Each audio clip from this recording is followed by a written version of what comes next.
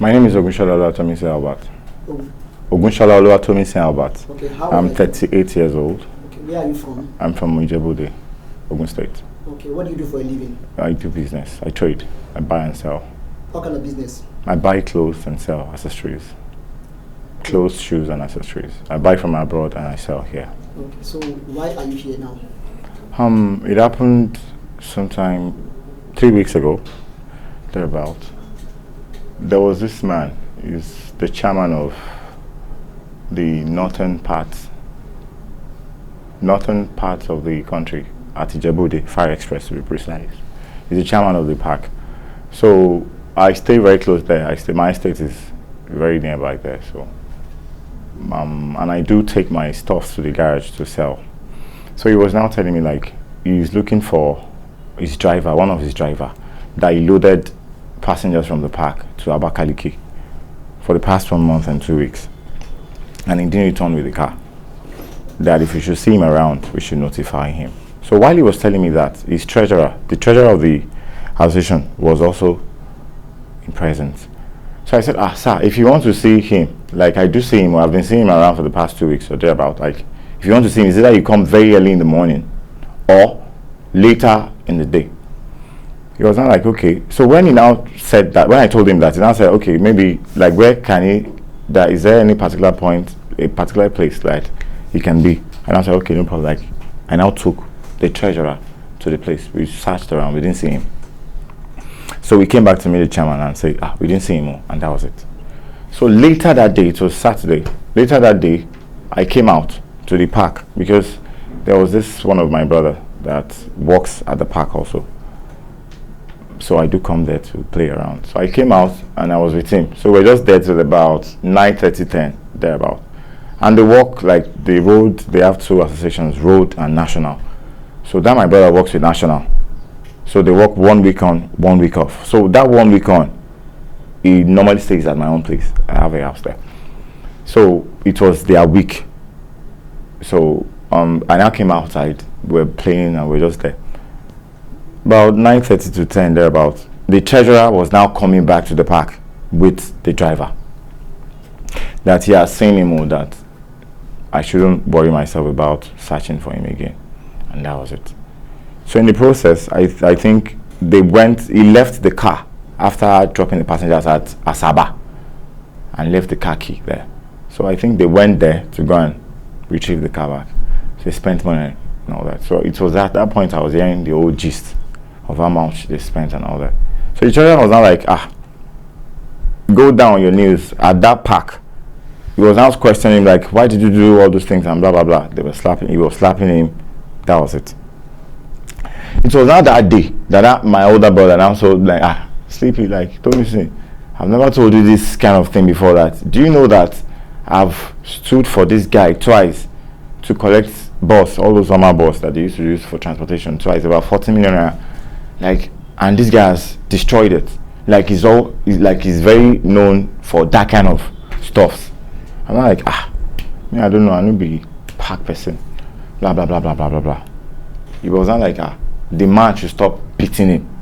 That he shouldn't worry that he's going to take charge of the whole thing and bring the man back to the park in the morning to meet the chairman. Now, he stays at my place whenever he's working. That 1 week, he now brought the guy to my house. We went home together to sleep. I got home, I went straight to my bed because I gave him one room in my place. I went to bed, they cooked, they served my food, I couldn't even eat. When I woke up again, it was about after 4 or thereabout, because I normally wake up at that time to go and wake them up. Like, wake up, he will go out in that morning, like 5:30 or thereabout, to sell passengers. I now woke up that time, I was feeling very, very feverish. I moved around my house, I still saw the guy at my living room, my visitor's living room. We was just talking like, please help me, I'll pay your money, don't hurt me, blah blah blah blah. Okay, fine. I was not like, At that point in time, I was feeling very feverish. I now went to my older brother's room. Not that guy, my older brother. We stayed together because I stayed together with my brother. And I went to meet him like, I'm feeling very, very sick. I said I should manage and sleep with him in his own room. I should manage till morning that he would take me to the clinic, the estate clinic. We have a estate clinic there. And that was it. I was only hearing from that bed when the other guy woke up, had his bath. Now he was now talking to that guy like, oh yeah, stand up, let's go to the park. But I couldn't stand up. I was just there. I was shivering. Do you understand, sir? And that was it. They left my compound to the park. I don't know what happened, but I was hearing their voice.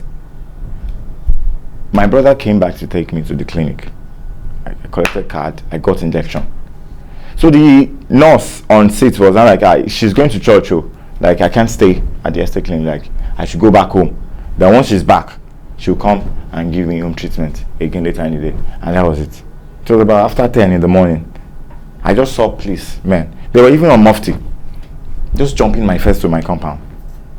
What is your relationship with the driver? The driver? Yes. I don't know him. I never even knew he was the one that took them to the park. Do you understand, sir? I just saw police. I was like, they just started banging my door, like, open this door.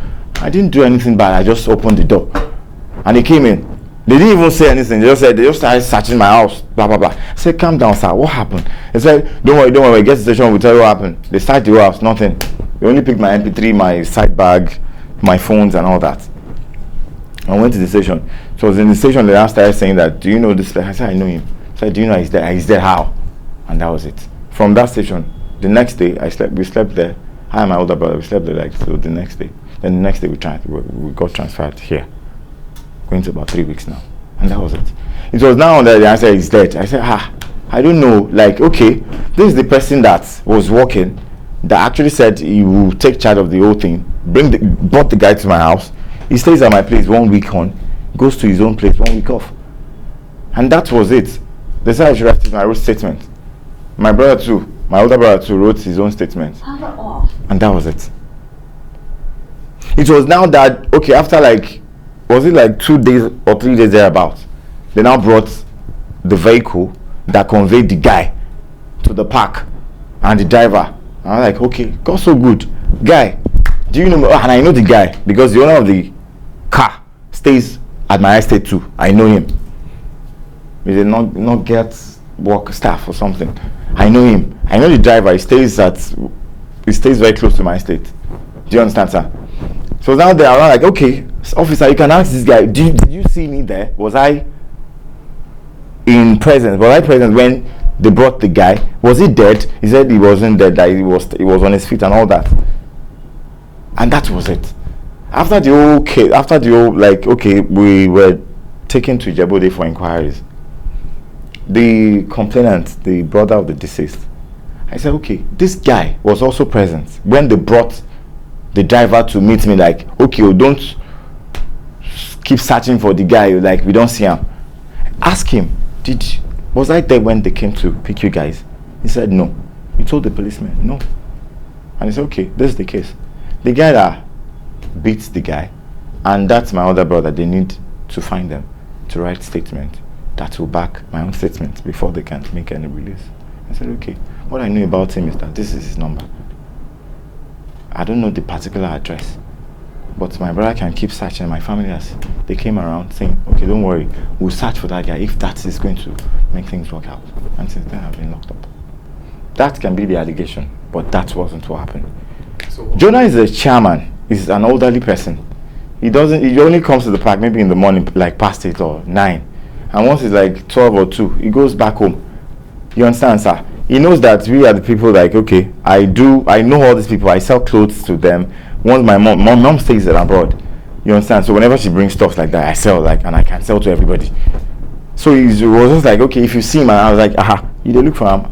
I don't want to see him for the past 2 weeks. So, and if you want to see him, is either you see him very early in the morning, he will come out to sell passengers. They will give him money. He will go back, or you come at night.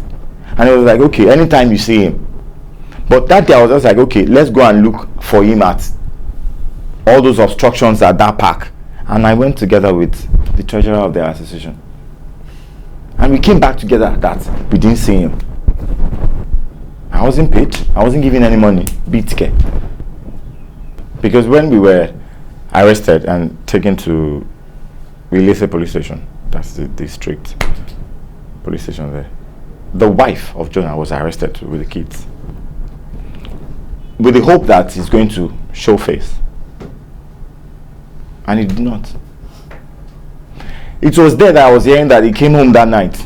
That was Sunday night, to pick some clothes and all that. And I was like, okay, maybe if they should hold the wife and kids, so he's going to come out. He didn't come out. And then the next day, we're being transferred here. And since then, I only told my brother, like, okay, bros, this is the only help you can do for my families. Like, look for all means to get this other person.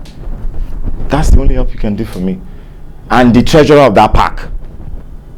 And I was like, okay, there's no way that you can employ staffs into your organizations without having their database.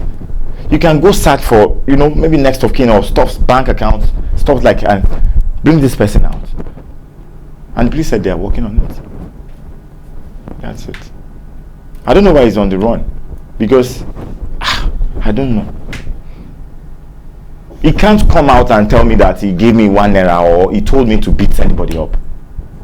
I was only like, I was only up to it like, okay, I do see him more. And I've been seeing him for the past 2 weeks because I know that car particularly, and I knew when they brought the car back from Asaba back to Djibouti. I saw it has been vandalized, no tire. They said he sold the jack, he did stuff to it, and that was it. They said maybe 1 month and 2 weeks, like he loaded. Normally, there are many drivers at the park, so they know who to give their cars to and all that. But I know Monday is a driver, and at times if he doesn't load to the eastern part of the country, he comes out and work as park attendant and collect money at the end of the day. No, not like corners. This park main park has an obstruction park. Mm-hmm. Do you understand? He won't come to the main park. And I have a house. I've been staying at that place for the past 19 years or 20 years there. Are you telling us now that you don't have any relationship with him? With who? With Jonah. Not at all. He's from Benue. I'm a Yoruba boy. It doesn't mean. I don't have anything, sir. Nothing.